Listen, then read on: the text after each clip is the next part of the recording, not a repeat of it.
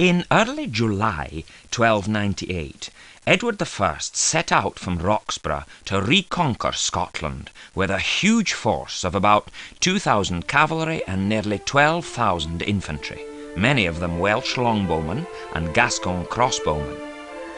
Wallace had denied the English any resources from the countryside by previously emptying it of livestock, foodstuffs and people, forcing the English to rely upon their own scanty provisions and to waste time searching for the Scots army, since there was no one left to provide information.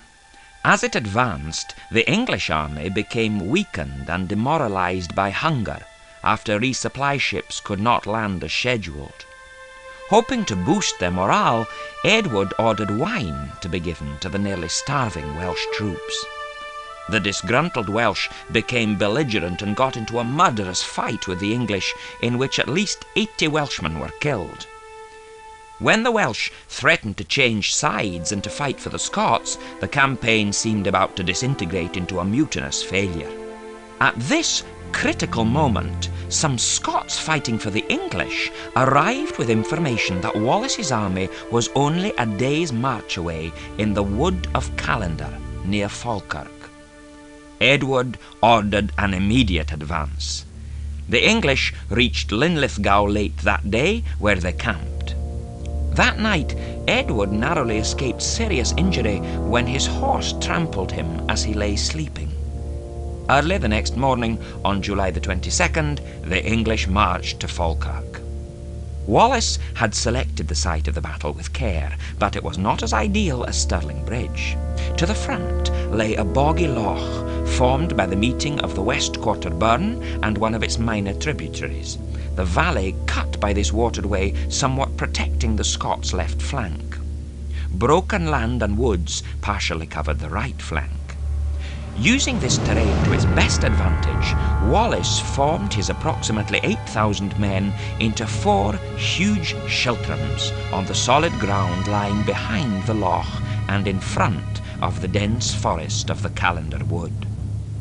Interspersed between these was a very small force of archers armed with the much inferior short bow. Held in reserve at the rear was a very small contingent of cavalry. Edward's 1st Brigade of about 500 knights attacked straight towards the boggy loch side, but adjusted and swung westwards around that obstacle. The Scots archers failed to shoot at them. Simultaneously, the 2nd English Brigade attacked from the east, the 2 cavalry forces converging from behind on the archers standing unprotected between the schiltrums. When they did begin to shoot, the Scots' bows lacked the power to penetrate the English armour, and they were massacred. The Scots cavalry attacked, but was easily scattered by the much more powerful English, and they fled the field.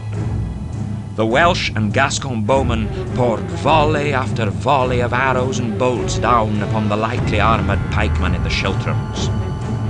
Their casualties mounted so fast they were unable to maintain the defensive structure of the schiltrums, allowing the English cavalry to mount repeated massed charges which rapidly overwhelmed the badly outnumbered Scots. Many English knights went down before the determined Scots spearmen, but the battle became a slaughter, huge numbers of Scots drowning in the loch as they tried in vain to escape. William Wallace fought his way off the battlefield, displaying such ferocity that the English broke off pursuit, and many Scots magnates also fought free to the safety of the forest. Falkirk was a total military disaster for the Scots.